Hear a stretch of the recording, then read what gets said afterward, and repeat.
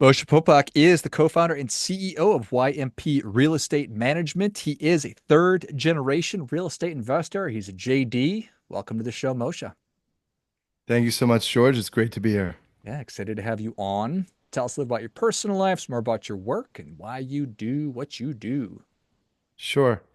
So I always make the joke, but I actually think about it in reality. So I'll be 45 coming up in May, and so I've been doing the work thing for now basically 20 years after law school, and I don't actually consider myself a businessman. I mean, I kind of like consider myself like kind of like the Forrest Gump of work in a way. We came down here 2007, my wife and I, Yafa, in from New York. We came down to Florida, and law school, business school, the whole market crashed. 2009, we took our last savings and we started buying foreclosed properties, um, apartments, and then apartment buildings, then office buildings and assisted living. Today, we have properties in 7 states. We manage them long term. Real estate is a great way, holding real estate for the long term because it's a natural hedge against inflation. It's a great way to preserve wealth and to actually grow wealth through cash flow. So my wife and I, we work together and we also have 11 children. So 9 boys, 2 girls. It's a lot. It's a lot. And so, while all this is going on, so our home is in Miami Beach and our office is in Fort Lauderdale area. Yeah. Incredible. Almost 45, so I'm 46, so I think you're going to hmm be okay. It's not that you're worried about it necessarily, but it is an interesting time. I have a joke about that I'll tell you offline. Then 11 kids. That is awesome. Yeah. That is Yeah, it's awesome. my oldest is will be 19 in April. Uh he's going to be starting business school. He kind of during COVID did high school and college all online type of thing, and then now he's going to be doing law school and business school as well. But him and his brother, and I always say this, that if I went to zero, I would be doing what they're doing. They together started basically with vending machines. It's a low capital, low cost, and whether there's a recession or not, there's always everybody wants a snack and a drink. That's the bottom line. And they're actually able to source machines from China, and they bring them in, and it's less than 3 grand a machine, and you make your money back in less than a year. You just have to find good foot traffic areas, schools. They're in marinas, they're in office buildings, things like that. Um, so I, so I like that, and then the rest of the kids are obviously in different schools doing what they're doing, Right. right? Just But it's I say the good way to explain it, it's organized chaos, and the first coffee in our house 7 days a week is made at 5:30 in the morning, and the kitchen is not clean because a bunch of my kids are foodies and they like to cook. Some like to bake, some like to grill, do whatever they do. And the kitchen is not clean till around midnight, 7 days a week, and it's going the whole time. So that's just constantly. that's just what it is. So I'm used to the constant pivoting, which is kind of like needed for work.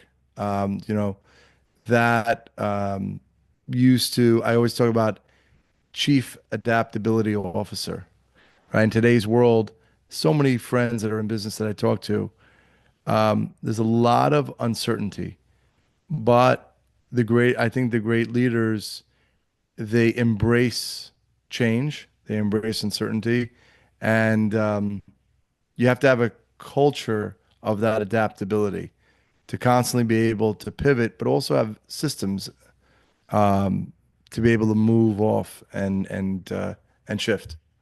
So. Appreciate all that. Why do you think of yourself or joke that you're the Forrest Gump? Well, I just see it as miracles. I'm a big faith believer. I mean, I think statistically, I have kind of dyslexia as well, and I went to law school, took my first exam, tried to figure out. I got to read this 1,000-page book, and I kind of found my way how to read it through the math of it, which is kind of strange to say, but we really moved down here 2009.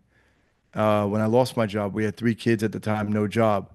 So, where we are, we own and manage about 4,000 apartments, about 2 million square feet of office, and about 1,000 beds of assisted living. And so, plus we have, which we'll talk about later, our podcast that we do and many other ventures. But it's amazing, because when you think about it, yeah, I do say there were many, many nights, 3 o'clock in the morning nights, many through the years, but but it just kind of, to me, it seems like it just happened, like in that way, in that Forrest Gump way. You don't really believe that first of all, you have to, yeah, well, you have to believe it, but that abundance is possible, and you can actually work really hard, and good things, the American dream, like those things are possible. But it is, if you can be consistent with clarity. I had this post I did on social media. Uh, if someone can show me, and I always use the example of the back of a napkin, if they can show me on the back of a napkin with clarity how everybody, here's this business venture. I always think about business as it's either one of two things. Either you're selling a service or a widget. It's one of the two, right? An item or so then if you take a step back in business, right? So it's someone's coming to you to invest dollars, to partner with them strategically to make this a quote unquote profitable business venture. So I always say, then this went pretty viral, was a post where I said, uh, you know, if you have that clarity and you come to me and you could show me on the back of a napkin how over a long period of time, how everybody, whatever you're deciding to do, how everybody makes a lot of money. Most people, like there's plenty of money out there for clarity, for opportunity. Most people, A, don't understand the numbers in business. A lot of people, they say they get headaches with the numbers or they avoid talking about the numbers. And the numbers are actually not that hard to understand. It's really second grade math. It's money plus, right? Money comes in minus expenses and then profit equals. That's the way. And just extra zeros. Once you get comfortable, you also have to get comfortable with extra zeros. That's all it is, right? And the bigger the deal, it's actually easier because you have a lot more professionals on the team, and everybody's motivated. You have alliances, strategic alliances of people that are all motivated to get that big deal done. Everybody makes money. You have to always have that in mind, the win-win in business. So clarity doesn't have to be simple, but it has to be easily understood.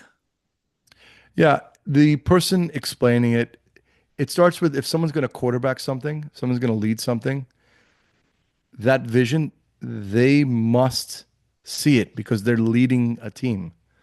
If they don't see it, the odds, I've seen it so many times. If they don't see it, generally it won't happen. And you know that with your gut, first 3 seconds. Does this guy, can this guy, the KISS, right? Keep it simple, stupid, right? Can this guy, simple, basic concept, right? Like I always, and I go back to that, right? The vending machine, right? Here's this item. I bought it for $1. I'm selling it for two, right? Two minus one equals $1. That's it. Can I scale that? Those are the kind of concepts. Everyone's involved with like talking about AI and crypto. Crypto, yeah, you can make money on it, right? But is there clarity? Do you have a complete reason why? Do you do an analysis, thinking, yeah, you'll make money one day or 1 month, and then the next month you'll lose a lot of money, right? Those things I see as casino or day trading. Like, oh, I'm so smart, I can beat out like algorithms of math. That's really hard. I don't think you're that. I don't think a lot of people are that smart, and there are people much smarter than you making a lot more money. So the real people that I've seen are the people that work on on a concept and work really hard and stay consistent. It's that consistency over a long period of time. So it's not that I notice things. When things get big, problems start to happen. The government got so big, and now we have problems. Just bureaucracies get too big. You've got uh, 11 kids. You've That's right. got That's you've what got it is. 11 kids. You've got 4,000 units. I'm not saying that anything. I'm just saying, well, the question is, how do you identify when things get too complicated in business or whatever it might be, and then what do you do? Yeah. So definitely that definitely happens. Um, Again, also besides chief adaptability officer, chief problem solver. So I tell the guys, first of all, um, and the way there'll be less problems over time is let's discuss when our brains are fresh, we had our morning coffee and we're here in the morning, the worst things first part of the day. So we're fresh, we're gonna smash our minds together, we're gonna try to figure it out. So we'll do that. And then where you guys can figure it out, because you have to always be around and search out, keep upgrading, search out top talent. Top talent means people that they have experience, but they're also transparent. They're authentically themselves, right? So you know who they are, and they're working they're great at collaborating. And then if they guys can figure it out, then that as a leader, it has to come to you. So you create that culture of that, what we do naturally. And I tell this to our guys in our office. Most of the deals, the real estate that we buy, other management companies have failed. They're foreclosures, right? It went sideways. So what are we doing? We're taking outsized risk to get outsized returns. So therefore, it comes down to us, the humans on the ground. What are we doing? Is our DNA not like that kind of Fortune 500 every day? Do you enjoy challenges? Do you enjoy growth? That has to be like part of the vetting process, right? When you're filtering through, and then strengths and weaknesses. Everybody, there's some people. I had a guy. So buildings that we own could have a violation. You gotta fix the elevator, or you gotta do this, whatever it happens to be. And there are guys that literally like sitting 3 hours at the city hall dealing with violations, right? Like that guy. So you gotta spend the time finding the people. So I don't want to have coffee with yeah. that guy, or maybe I do. Maybe he's the funniest guy in the world. Yeah. Somewhere in the You middle, never know. maybe. No. Do you what do you do for fun?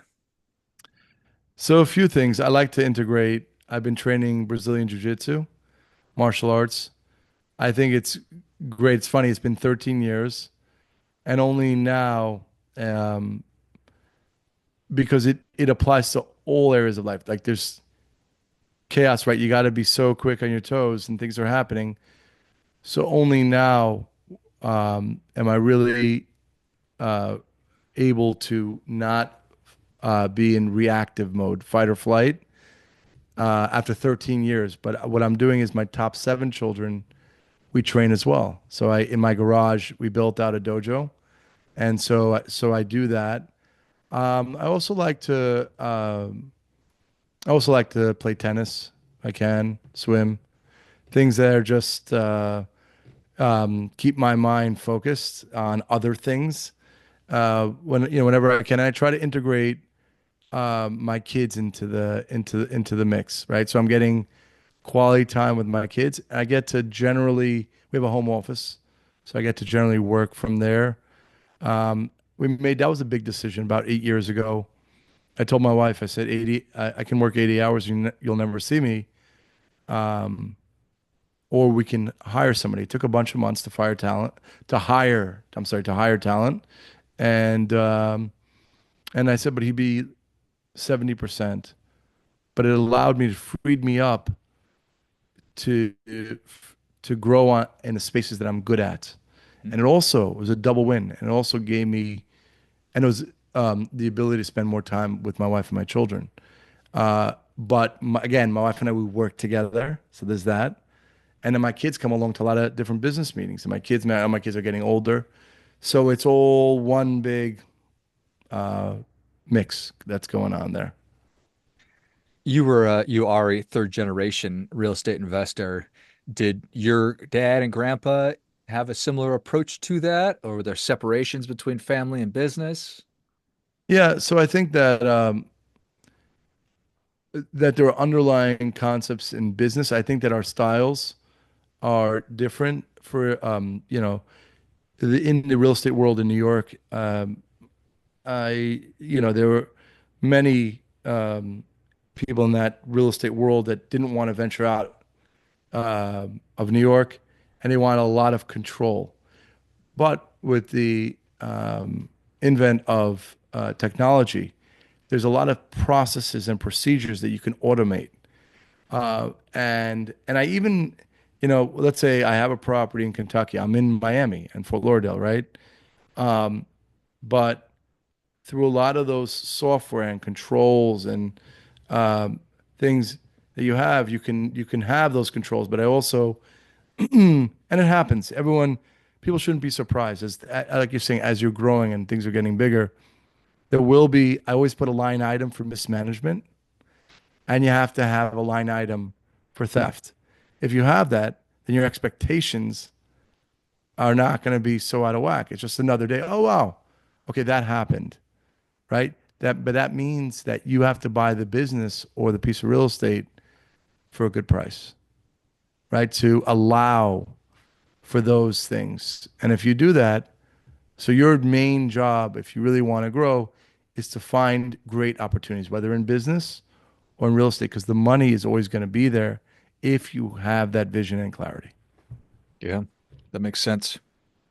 So new opportunities for you are you out making your own deals? Are you working with people who want to invest with you? What does today look like? What does the future look like? Yeah, so I see, right, the interest rates have kept up for a couple of years now, and they're coming down, but people don't realize that still the 5 and 10 year Treasury rates are still pretty high. So there is a lot of real estate that's going into kind of foreclosure, special servicing. So really been negative in the press. So I'm a contrarian investor. Is the office sector, but in South Florida, it's number one back to office. And so if you have institutional, like bigger companies, and they're like, you know what, I want to get rid of all office. That includes also in South Florida. But South Florida making great returns. So we're buying a lot of office, but also, we've been doing this down here in Florida 15 years, and we're very fortunate to have a great track record. And so what we're doing is we're launching our first fund. We've taken some kind of investors with us, and this is going to be more institutional capital for long-term investments. We're moving on to the next stage, which we're excited about.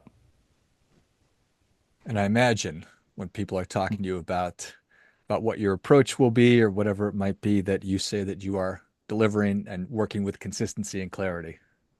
Yes, that's what it shows in the math. But what's great about math is, as my grandfather would say, the math never lies, right? It has to be good inputs, but the math is pretty clear, you Yeah. know? So, Love it. I love it. Well, Moshe, thank you so much for coming on. Where can people learn more about you? How can they learn more about just what you're doing personally? Where can they learn about investing with YMP? Where can they check out the podcast?